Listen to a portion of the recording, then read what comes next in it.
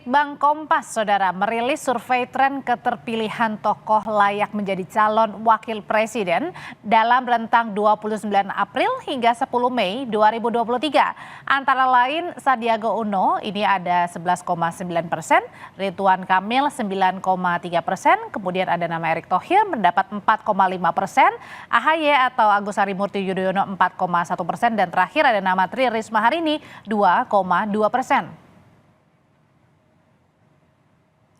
Sementara itu, Indikator Politik Indonesia juga merilis elektabilitas bakal calon wakil presiden 2024 dalam rentang waktu 26 hingga 30 Mei 2023. Erick Thohir, Saudara, mendapat 15,5%, RK atau Ridwan Kamil di 15,4%, kemudian Mahfud MD 13,4%, ada juga nama Sandiaga Uno 13,1%, AHY 5,6%.